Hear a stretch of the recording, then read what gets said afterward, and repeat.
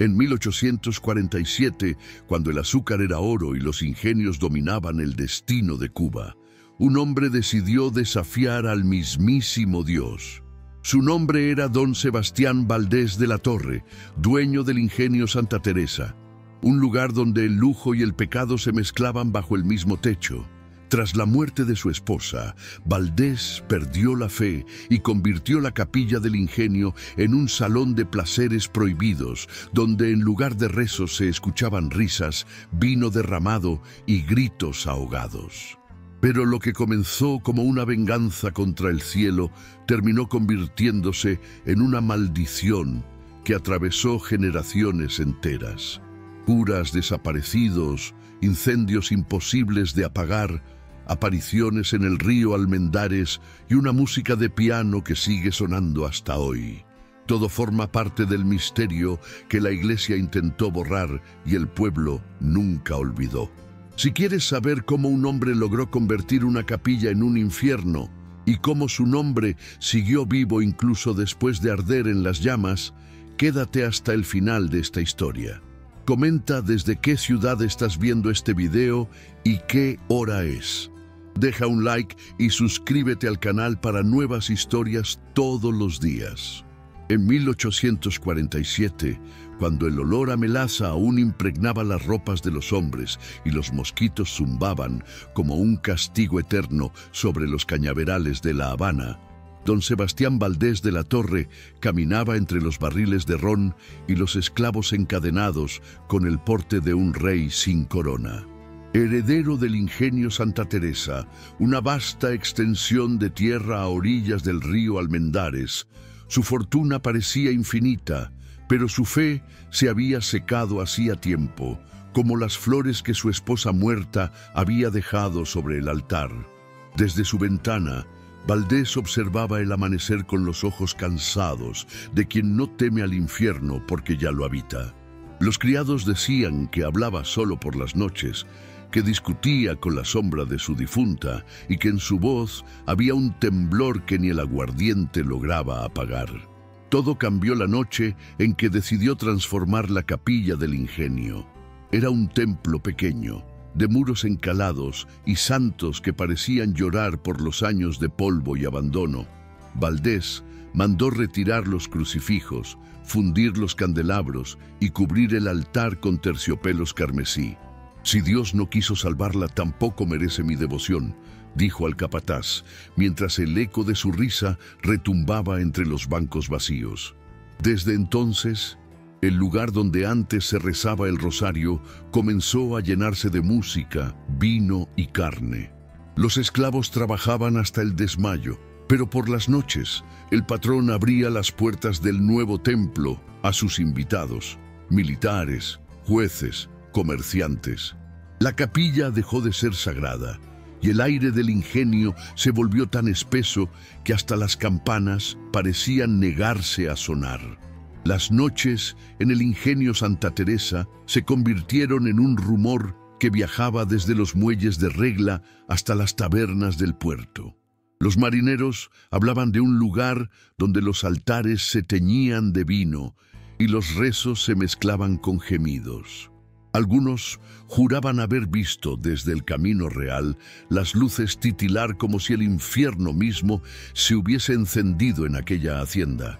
Entre los esclavos, el miedo se volvió un animal silencioso.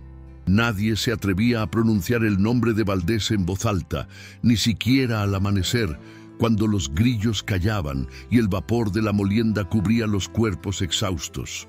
Una mujer llamada Jacinta, que servía en la cocina, contó que una noche escuchó un canto extraño dentro de la capilla.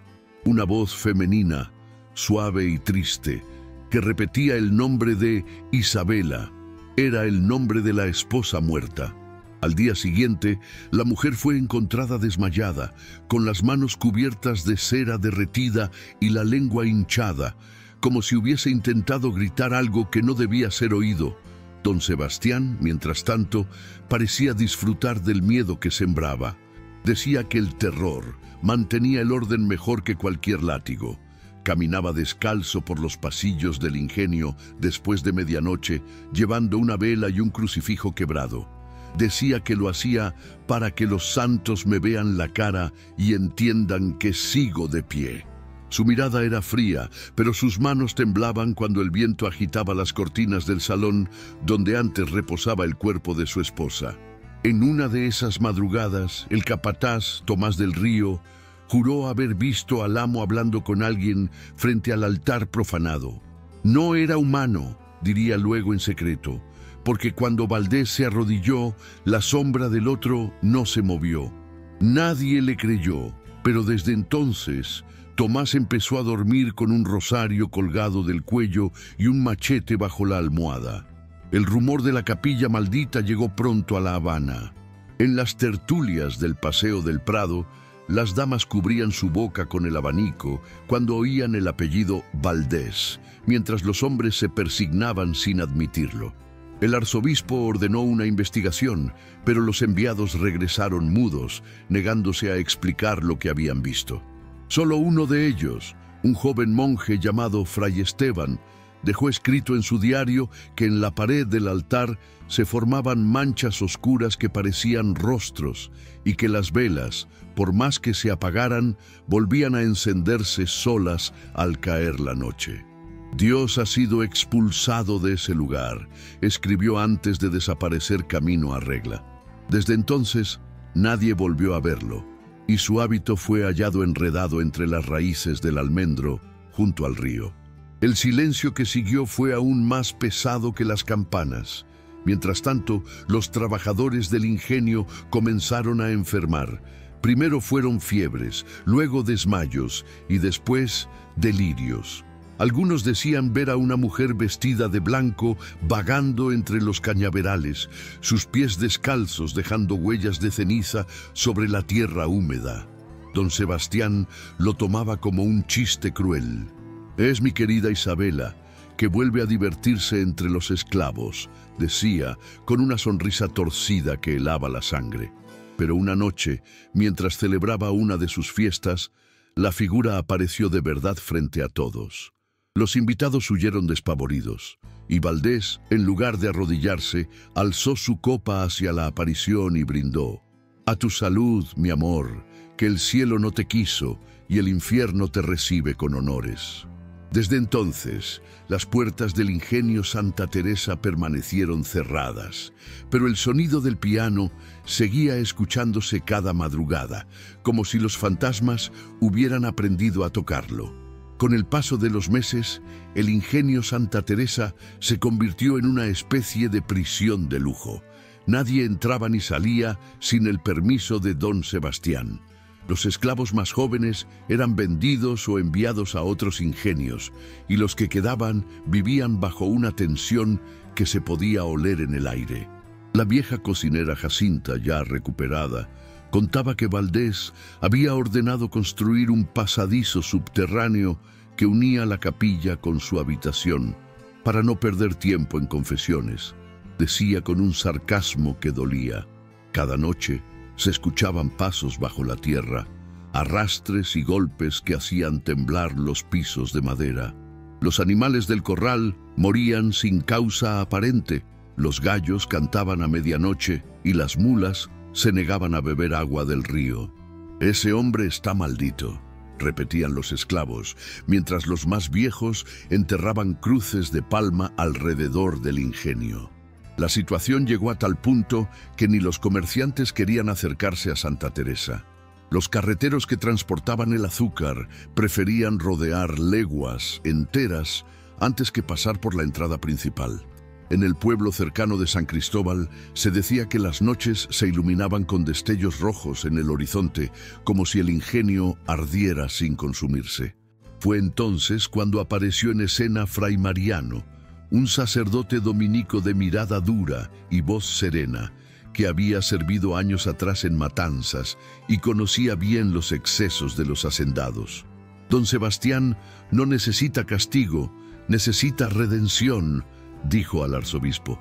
Nadie quiso acompañarlo, pero una tarde de julio decidió ir solo hasta el ingenio, Llevaba solo una Biblia, un crucifijo y una botella de agua bendita. Nunca imaginó que al cruzar aquellas puertas estaba entrando en el corazón del pecado mismo. Fray Mariano llegó al atardecer, cuando el cielo parecía hervir sobre los cañaverales. Tocó la puerta principal 3 veces, pero nadie respondió. Un esclavo anciano, al que todos llamaban Mateo, lo observaba desde lejos, encorvado y con una mirada de miedo tan profundo que parecía haber olvidado cómo hablar. «Vengo en nombre de Dios», dijo el fraile, y el viejo solo señaló el cielo antes de persignarse y desaparecer entre los campos. Cuando finalmente lo dejaron entrar, lo recibió un silencio sepulcral. El aire olía a incienso rancio, y sobre las paredes del salón principal colgaban retratos ennegrecidos por el humo. En el centro, don Sebastián Valdés lo esperaba sentado, vestido completamente de blanco, con una copa de vino oscuro en la mano. «¿Dios?», preguntó con una sonrisa fatigada. «Si aún vive, que venga a verme. No le tengo miedo». Fray Mariano no respondió. Solo abrió la Biblia y comenzó a leer. Pero antes de llegar al segundo versículo, una ráfaga de viento apagó todas las velas. Esa noche nadie durmió en Santa Teresa. Los esclavos se refugiaron en los establos, los músicos dejaron de tocar y los perros aullaban mirando la capilla. Desde el patio, algunos juraron ver sombras moverse detrás de los vitrales rotos. Al amanecer, Fray Mariano salió del ingenio con el rostro pálido y las manos cubiertas de sangre.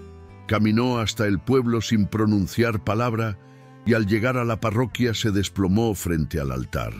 Lo único que alcanzó a decir antes de perder la conciencia fue: «Ella no descansa y él ya no tiene alma». Los días siguientes, los rumores se multiplicaron. Algunos aseguraban que Valdés había muerto esa noche, otros que seguía vivo, pero distinto, como si algo lo habitara. Lo cierto es que nadie volvió a verlo a la luz del día. Solo su silueta, a veces, se dibujaba tras las cortinas del ingenio cuando la luna era roja. Con los días, la atmósfera en el ingenio Santa Teresa se volvió insoportable. Los trabajadores caminaban como sonámbulos, temiendo ver lo que otros ya habían visto. Las mujeres evitaban mirarse en los espejos porque decían que su reflejo no les devolvía la misma cara. Algunos comenzaron a desertar, huyendo de madrugada hacia el monte, aunque la mayoría jamás llegó al pueblo. Los perros los encontraban semanas después, flotando en el río, con el cuerpo intacto pero los ojos abiertos, como si aún estuvieran viendo algo del otro lado. En La Habana, el rumor del ingenio del pecado se mezclaba con las homilías del domingo y los curas advertían desde el púlpito: «El diablo ha puesto casa entre nosotros». Sin embargo, nadie se atrevía a pronunciar el nombre del hombre que todos sabían culpable. Era como si decirlo en voz alta pudiera traer su sombra. Don Sebastián, mientras tanto, se encerraba más y más en sí mismo. Pasaba días sin comer y noches enteras en la capilla, sentado frente al altar desnudo. Le hablaba a alguien que nadie podía ver. «Tú me quitaste todo», decía entre dientes, «pero yo te construí un templo». Su voz se mezclaba con el crujido de las velas y a veces con un murmullo que no parecía humano.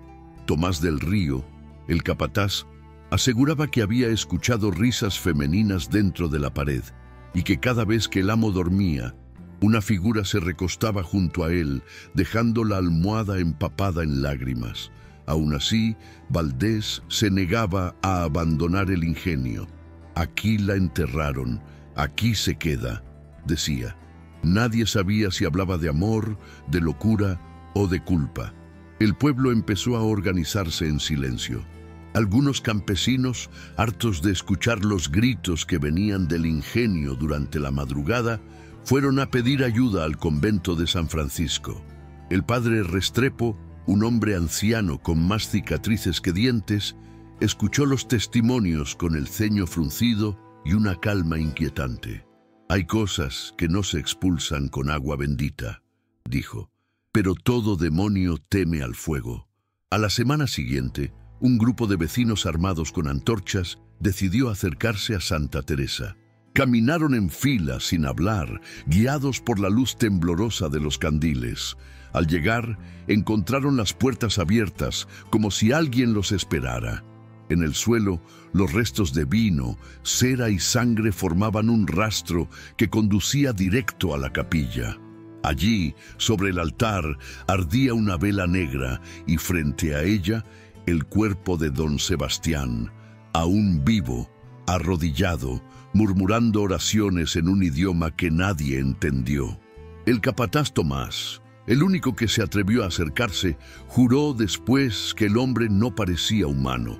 Tenía los ojos enrojecidos, la piel fría y un olor que mezclaba sudor, hierro y flores podridas.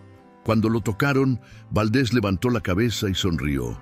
«Ya no rezo por mí», dijo. «Rezo por ustedes». Los presentes retrocedieron. El padre Restrepo intentó rociarlo con agua bendita, pero el líquido se evaporó antes de tocar su piel. Fue entonces cuando todos comprendieron que algo irreversible había ocurrido. Don Sebastián no gritó, no huyó, solo levantó los brazos y repitió: «Ella vino por mí, y no vino sola». Esa misma noche, el ingenio se iluminó con un resplandor que se veía desde el puerto. Las llamas parecían salir de dentro de la tierra y el humo llevaba el olor dulce y amargo del azúcar quemada. El fuego del ingenio Santa Teresa se extendió con una velocidad que nadie pudo explicar. Las llamas lamían los techos de tejas como si el aire mismo ardiera, y el cielo se volvió de un rojo espeso, cubriendo de ceniza los campos de caña. Los esclavos corrían sin rumbo, algunos rezando, otros intentando salvar los pocos animales que quedaban. «No es fuego, es venganza», gritaba Jacinta mientras veía caer las vigas del almacén. Tomás del Río, con el rostro ennegrecido por el humo, trató de llegar hasta la capilla, convencido de que su amo aún seguía dentro. Lo que encontró lo marcaría para siempre. El altar había desaparecido bajo una montaña de brasas, pero entre ellas aún se movía una figura blanca, incorrupta, que parecía danzar sin ser consumida. «Era él», repetiría después con voz rota, pero no ardía, parecía disfrutarlo. Esa noche, Santa Teresa se convirtió en un infierno que devoró todo a su paso.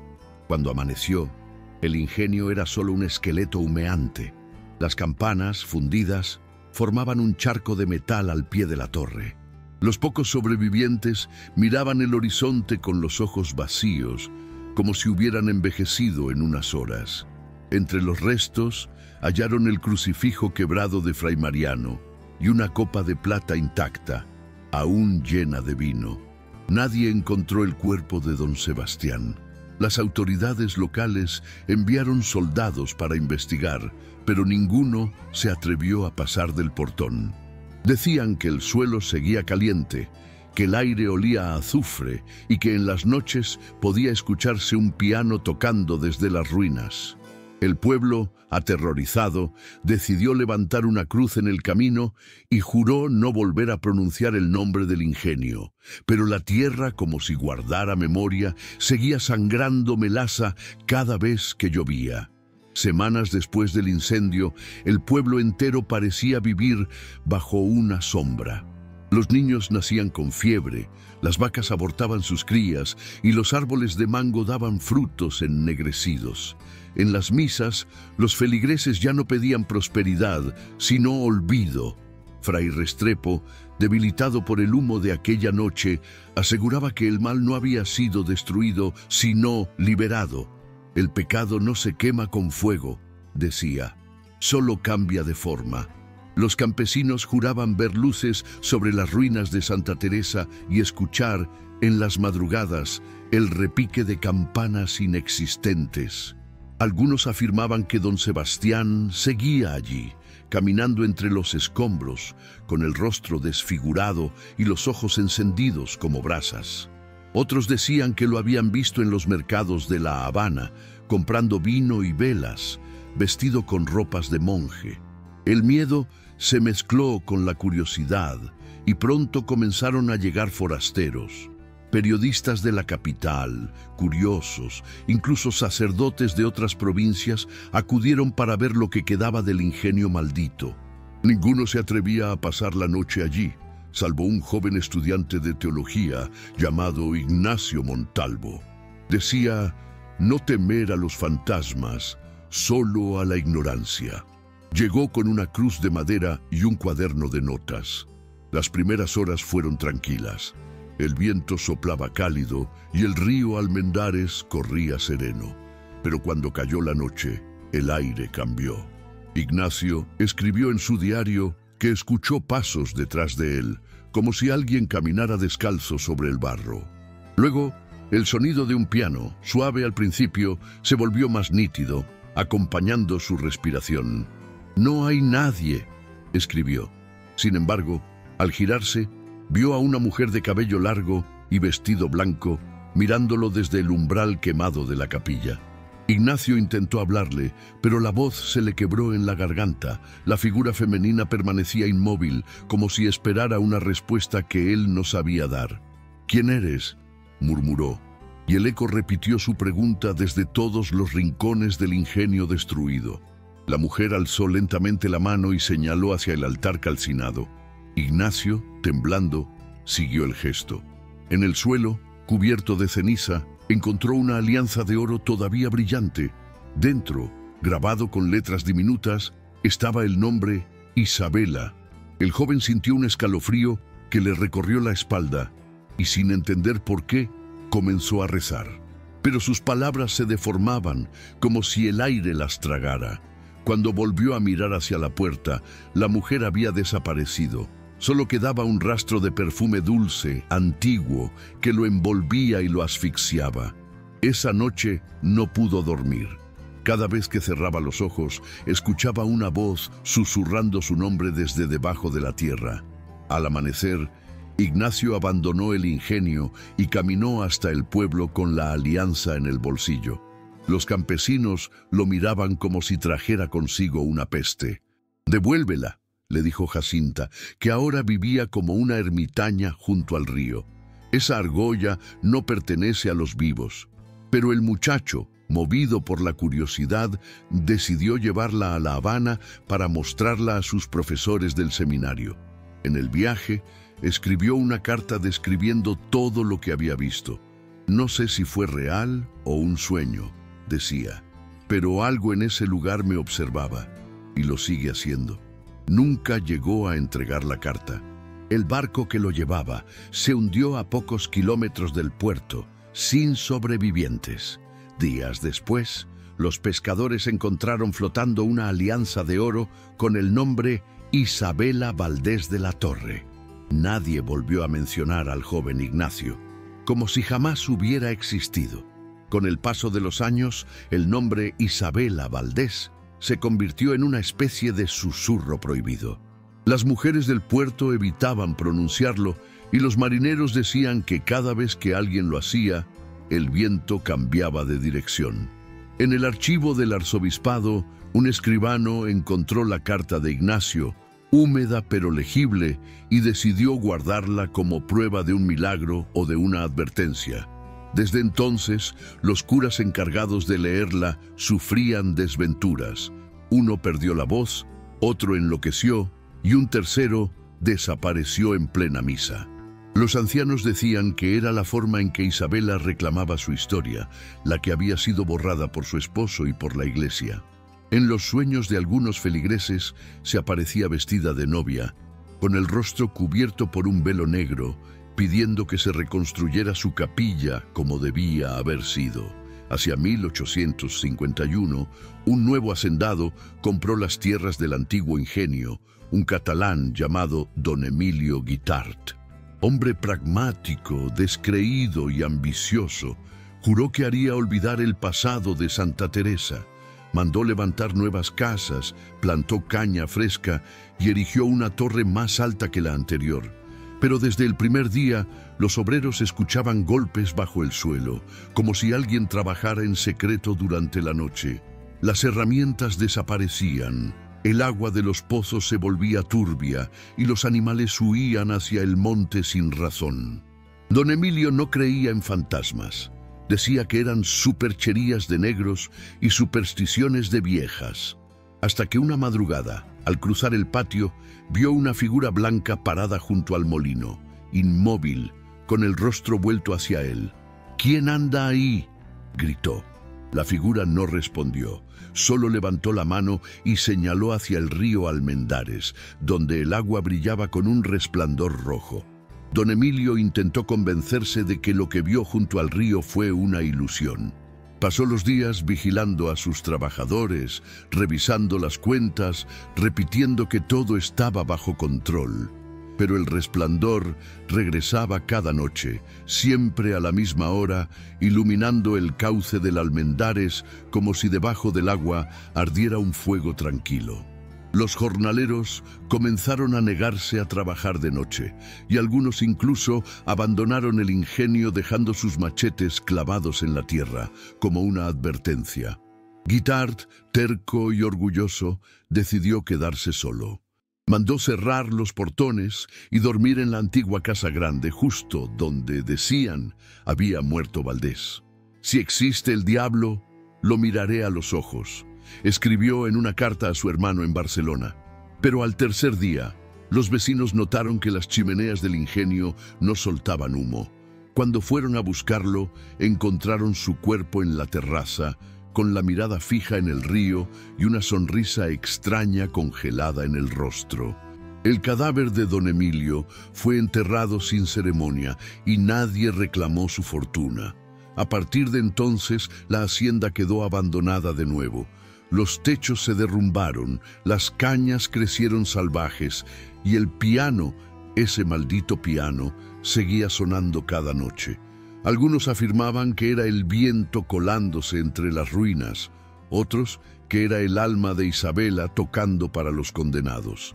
En 1853, el arzobispado ordenó finalmente sellar el lugar y colocar una cruz de hierro en la entrada. El padre Restrepo, ya anciano, presidió la bendición. Dicen que al clavar la cruz en el suelo, el metal se calentó tanto que le quemó las manos. «Aquí no hay paz», dijo, «solo memoria». Desde entonces, nadie volvió a vivir en las tierras de Santa Teresa, pero el nombre Valdés seguía pronunciándose en voz baja como un eco que se negaba a morir. Con el paso del tiempo, el ingenio Santa Teresa dejó de existir en los mapas, pero no en la memoria. Los campesinos lo llamaban la Hacienda del Alma, y los viajeros evitaban pasar por el camino del Almendares al caer la tarde. En los cafetines de la Habana Vieja, los ancianos contaban la historia a los marineros recién llegados. Un hombre que desafió a Dios, una mujer que regresó del infierno y un río que nunca volvió a ser el mismo. Algunos aseguraban que en noches de luna llena, el agua del Almendares se volvía espesa y olía a vino, y que si uno se atrevía a beberla, podía escuchar el piano tocando desde el fondo. Otros decían que los ecos de las risas y los gritos aún flotaban sobre los cañaverales secos, como si el aire guardara los pecados del pasado. Para muchos era solo superstición, para otros una advertencia sobre lo que ocurre cuando el hombre se cree más poderoso que su propia fe. En 1860, un grupo de jóvenes pintores decidió visitar las ruinas para inspirarse. Entre ellos estaba Antonio Varela, un artista obsesionado con la luz y las sombras que decía querer pintar la frontera entre lo divino y lo maldito. Pasaron 3 días explorando el lugar, tomando bocetos y riendo de los temores locales. Pero en la última noche, Antonio desapareció. Sus compañeros lo buscaron por horas, hasta que lo hallaron dentro de la antigua capilla, de rodillas con las manos manchadas de hollín. Frente a él, sobre el suelo, había dibujado un retrato enorme, hecho con ceniza y sangre seca, el rostro de una mujer que sonreía con tristeza. Cuando lo despertaron, no recordaba nada. Solo dijo una frase que quedó grabada en la mente de todos. Ella me pidió que la hiciera eterna. Desde entonces, nadie volvió a entrar allí con pinceles ni velas. Décadas más tarde, los nietos de aquellos campesinos seguían contando la historia junto al fuego. Decían que los niños nacidos cerca del Almendares tenían sueños en los que una mujer vestida de blanco les susurraba canciones antiguas en un idioma que no era español. Los más viejos aseguraban que si uno caminaba por los restos del ingenio con el corazón impuro, el suelo se abría y el aire se volvía tan denso que ni los gritos podían salir. En 1885, un viajero francés llamado Etienne Dubois escribió en su diario haber pasado una noche acampando cerca de las ruinas. Según su relato, al caer la medianoche, escuchó un piano tocar una melodía tan hermosa que dolía. Al acercarse, vio luces bailando entre las sombras y una figura masculina junto a la capilla. Su rostro parecía hecho de ceniza, anotó. Cuando lo miré, sonrió como si me reconociera. El diario de Dubois fue hallado muchos años después en París, dentro de una librería de antigüedades. Lo curioso es que, en la última página, había un dibujo del río Almendares y en la esquina inferior una inscripción en español: Santa Teresa nunca se apagó. Los historiadores cubanos consideraron el documento una rareza literaria, aunque algunos reconocieron detalles del lugar que solo alguien que lo hubiera visitado podría conocer. En 1890, un periodista de El Diario de La Habana publicó un reportaje titulado El ingenio de los muertos, donde recopiló testimonios de ancianos que juraban haber visto luces sobre el río y escuchado las campanas tocar sin cuerda. El artículo causó tanto revuelo que las autoridades prohibieron hablar del tema en público, temiendo reavivar la superstición. Pero los rumores siguieron viajando, escondidos entre canciones populares y rezos nocturnos. Con la llegada del nuevo siglo, Santa Teresa pasó a ser casi una leyenda urbana.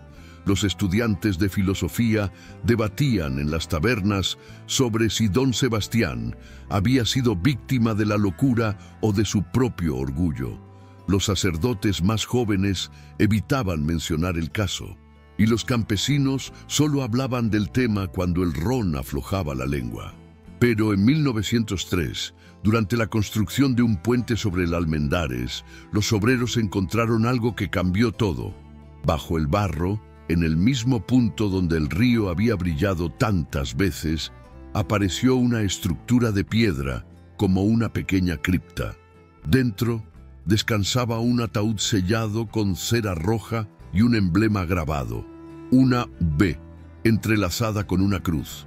El capataz quiso abrirlo, pero al primer golpe de martillo, el aire se volvió sofocante y uno de los hombres cayó muerto, sin señal de herida. El trabajo fue suspendido y el gobierno ordenó enterrar nuevamente el hallazgo. «Nada bueno sale de remover lo que el tiempo quiso ocultar», dijo el alcalde. A pesar de las órdenes, un joven ingeniero llamado Eduardo Ramos se obsesionó con el hallazgo. Pasaba las noches revisando los planos antiguos del ingenio y las actas del arzobispado. Descubrió que don Sebastián Valdés nunca había tenido un entierro oficial. Ni cuerpo, ni tumba, ni registro, escribió en su cuaderno.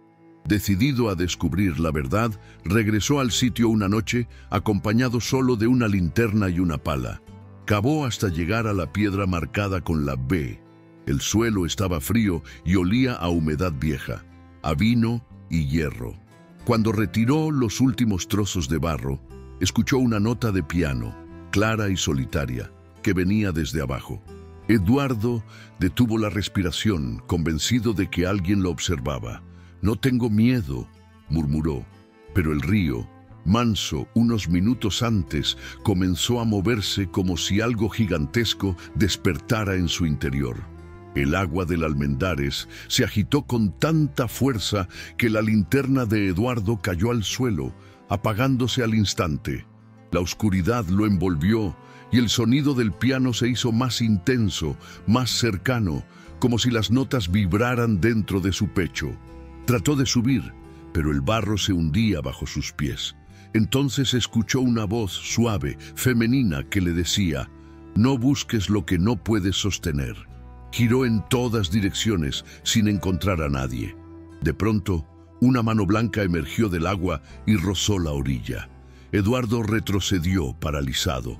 La figura que surgió a continuación tenía un vestido antiguo, cubierto de lodo y algas, y el rostro pálido de una mujer que parecía recién despertada. «¿Isabela?», susurró él, sin saber por qué. Ella sonrió, inclinando la cabeza. «Él aún espera», respondió. Antes de que pudiera moverse, una corriente violenta lo arrastró hacia el fondo, y el río volvió a su calma habitual, como si nada hubiera ocurrido. A la mañana siguiente, los obreros encontraron la pala y la linterna flotando cerca de la orilla, pero ni rastro del ingeniero. Los periódicos hablaron del accidente durante semanas, aunque nadie se atrevió a mencionar la palabra Valdés. El proyecto del puente fue abandonado y la zona quedó cercada por el gobierno. Con el tiempo, la vegetación cubrió todo de nuevo. Los locales decían que por las noches se escuchaba un golpe metálico, como si alguien siguiera cavando desde abajo. Algunos curiosos que intentaron visitar el lugar nunca regresaron. Las madres les prohibían a sus hijos acercarse al río y los ancianos se persignaban al escuchar el apellido.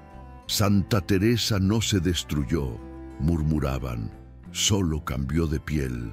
En los templos de La Habana, los sacerdotes más viejos aún evitaban bendecir el agua del Almendares.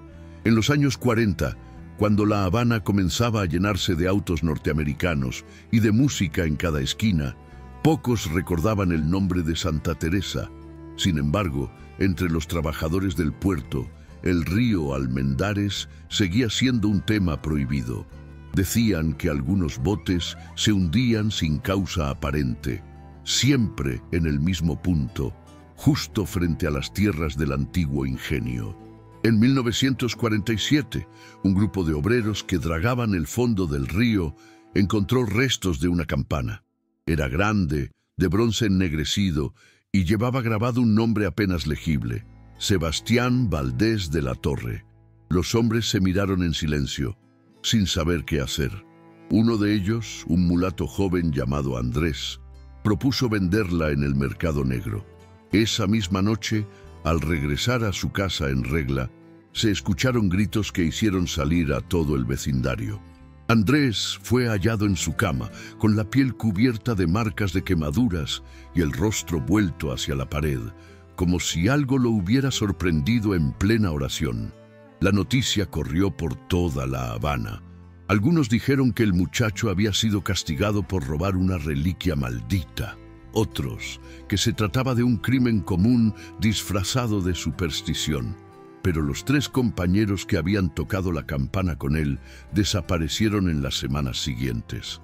Uno se arrojó al mar, otro perdió la razón, y el tercero se fue a vivir a las montañas, donde murió años más tarde sin pronunciar palabra.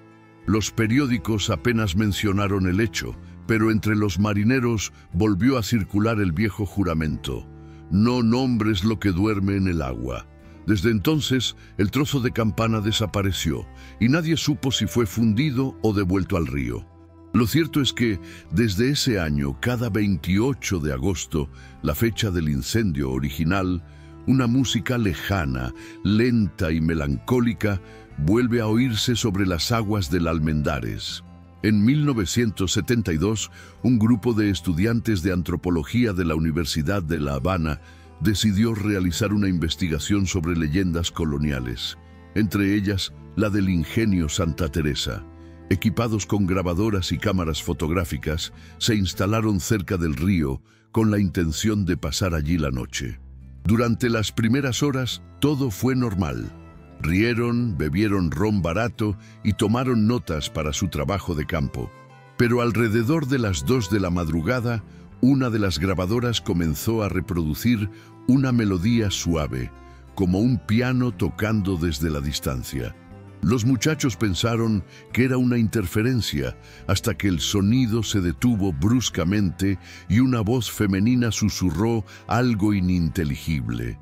Cuando escucharon la cinta al día siguiente, pudieron distinguir 3 palabras claras entre el ruido. Él sigue aquí. Nadie quiso quedarse a verificarlo. 2 de ellos abandonaron la universidad poco después y uno fue internado por crisis nerviosa. Las cintas fueron guardadas por el profesor a cargo del proyecto, el doctor Luis Herrera, quien aseguraba que se trataba de un fenómeno acústico natural. Pero 10 años más tarde, en 1982, cuando un equipo de restauración intentó digitalizar los archivos, las cintas estaban completamente vacías. Ni una sola nota, ni una sola voz. Lo único que encontraron fue una marca de óxido en forma de cruz sobre el metal del carrete. Ese mismo año, el doctor Herrera fue hallado muerto en su despacho, con el corazón detenido y una copa de vino derramada sobre los papeles. En su escritorio había una sola hoja escrita a mano.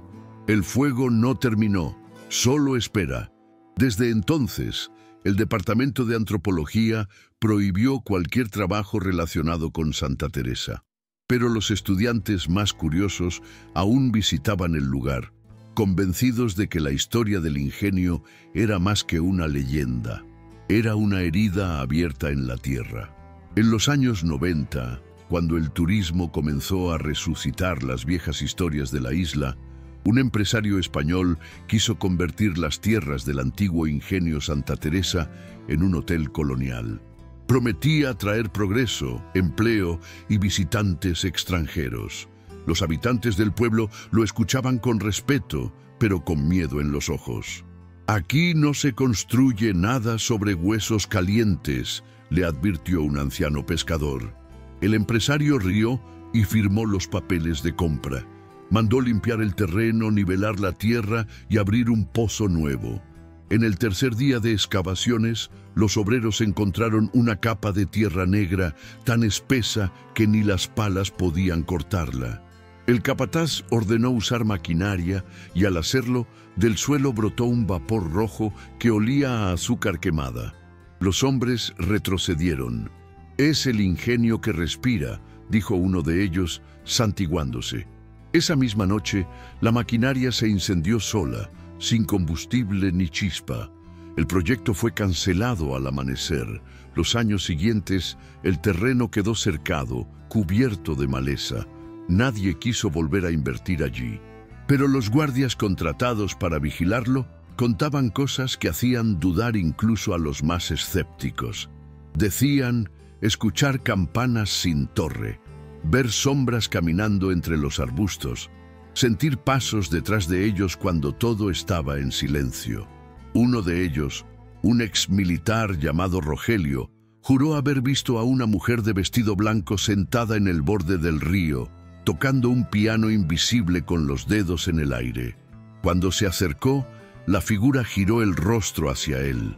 «¿Por qué no me dejas dormir?», le dijo. Rogelio abandonó el trabajo esa misma noche y nunca volvió. Desde entonces, los lugareños repiten que el alma de Isabela Valdés sigue esperando que alguien termine lo que comenzó su esposo, la destrucción completa de su altar. En 2019, un grupo de documentalistas independientes decidió filmar una serie sobre leyendas cubanas. Uno de los episodios estaría dedicado al ingenio Santa Teresa. Llegaron al lugar con drones, micrófonos y cámaras modernas, convencidos de que solo encontrarían ruinas. Al principio, todo parecía normal: maleza alta, muros cubiertos de musgo y un silencio espeso que ni los insectos rompían. Pero al revisar las grabaciones del primer día, notaron algo inquietante. En todas las tomas, sin excepción, aparecía una figura difusa en el fondo.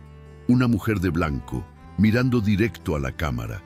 Intentaron repetir la filmación varias veces, cambiando de ángulo y equipo, pero la figura seguía allí, inmóvil, observando. Pensaron en un fallo óptico, hasta que uno de los drones cayó repentinamente al río, sin viento ni error de pilotaje. Al recuperar la tarjeta de memoria, El último fotograma mostraba un rostro femenino cubierto por un velo negro. El documental nunca fue estrenado.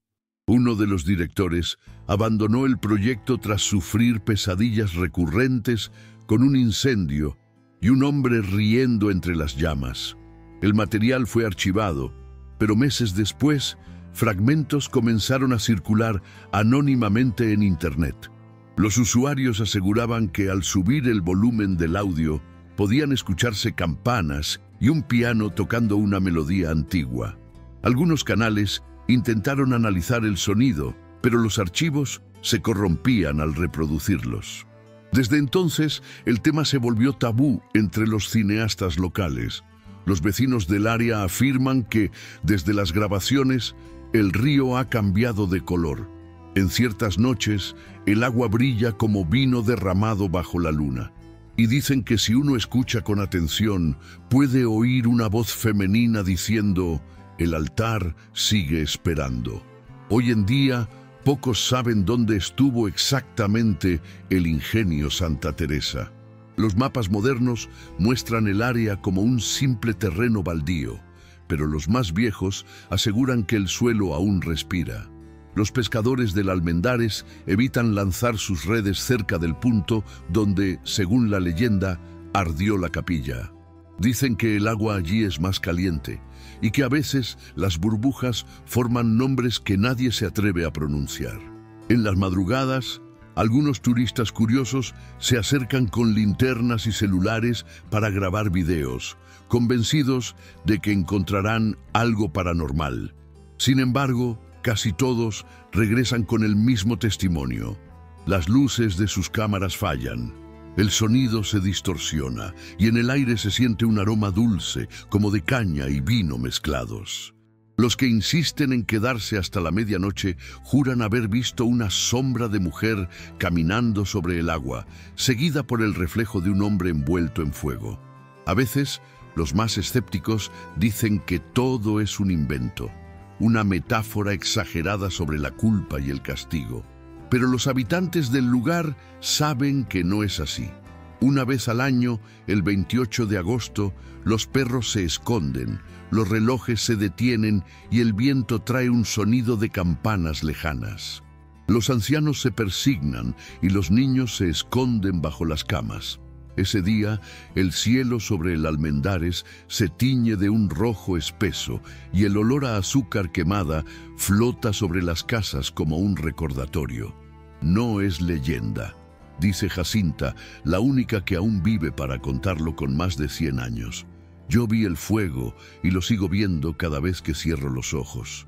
Luego calla, mira hacia el horizonte y murmura: «Él nunca se fue, solo espera».